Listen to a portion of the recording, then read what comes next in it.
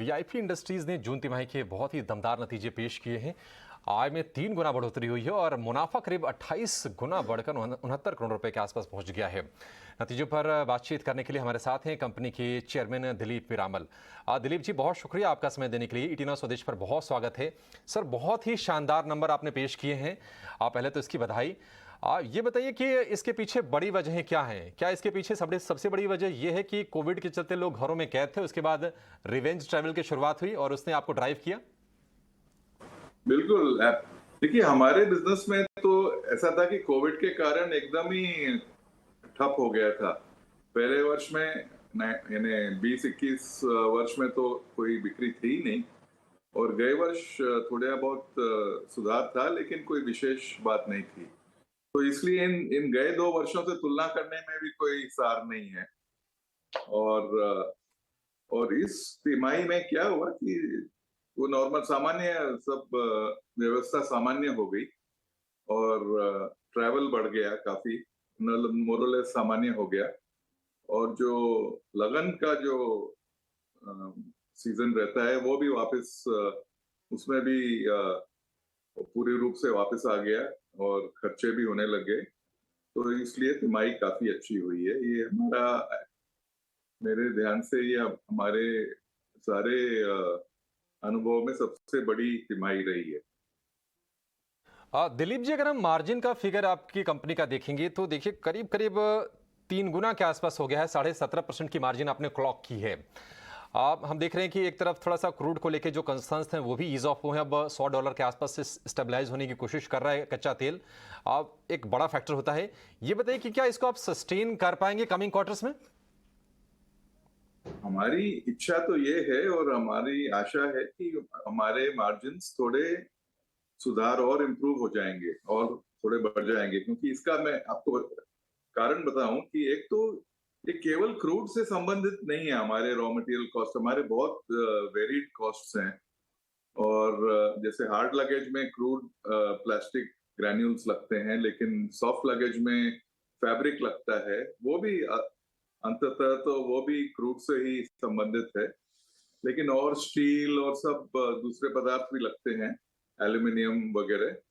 लेकिन अभी इन्फ्लेशन तो हर क्षेत्र में हुआ है, यानी प्लास्टिक है कि एल्यूमिनियम है कि स्टील है, सब जगह ही इन्फ्लेशन तो हुआ है। तो रॉ मटेरियल प्राइसेस तो काफी ऐसे बढ़े ही हैं अभी। लेकिन अभी गए वर्ष में क्या हुआ था कि हमारी जो सप्लाई थी वो मुख्य रूप से चीन से थी, चाइना से थी।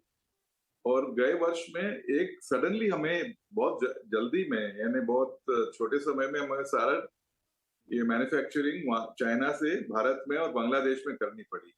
तो ये बहुत छोटे समय में हुआ था। उससे जरा कॉस्ट, इनपुट कॉस्ट काफी इतना नियंत्रण नहीं था हमारा, जो रॉ मटेरियल कॉस्ट वगैरह है मैन्युफैक्चरिंग में। तो उससे अभी और काफी गुंजाइश है कि हम ये कॉस्ट और थोड़ा कम कर सकते हैं। तो 2-3% प्रतिशत तो मार्जिन में वृद्धि हो सकती है, ऐसी हमारी आशा है। Okay, Dilip ji, thank you so much समय देने के लिए। पूजा यादव, वॉल्यूम के फ्रंट पर भी आपसे गाइडेंस लेना चाहेंगे। इस बार तो तिमाही में हमने देखा कि 8% वॉल्यूम ग्रोथ देखने को मिली। अगर इस पूरे साल की बात करें तो क्या आउटलुक बन रहा है आपका वॉल्यूम्स के फ्रंट पर?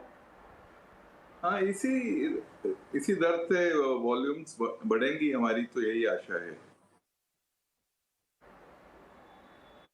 चीज समझना चाहेंगे। देखिए, जो ग्रामीण इलाकों की जो ग्रोथ रही है थोड़ी सी, वहां पर हमने स्लो डाउन देखी है और उसकी चिंता कहीं ना कहीं अक्रॉस द इंडस्ट्रीज रही है।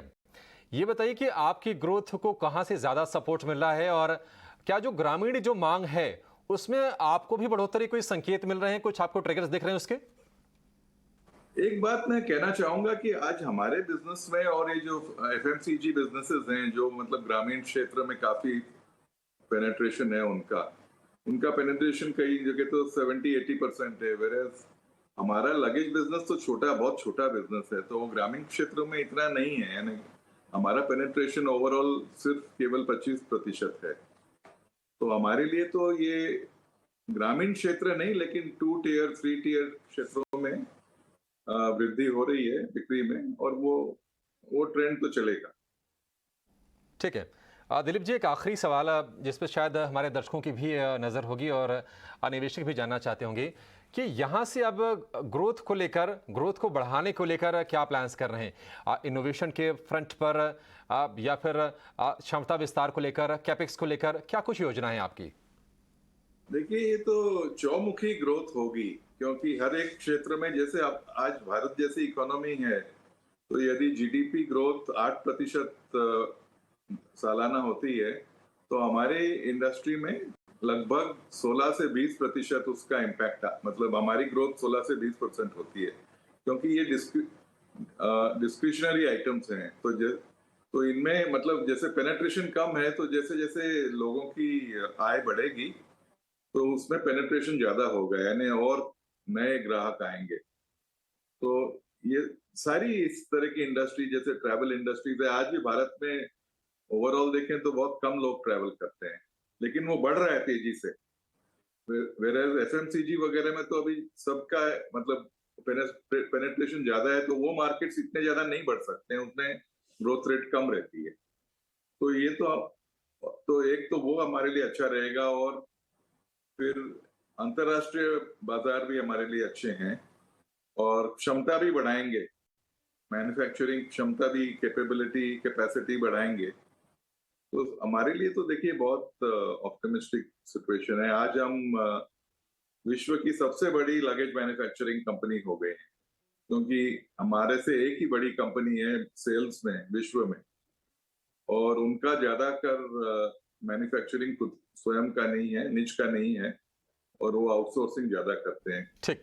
लेकिन आज हमारे बांग्लादेश में इतना मैन्युफैक्चरिंग सॉफ्ट लगेज का हो गया, भारत में हार्ड लगेज का काफी हमने उसमें भी वृद्धि की है, क्षमता बढ़ाई है। तो आज हम गर्व से कह सकते हैं कि विश्व की सबसे बड़ी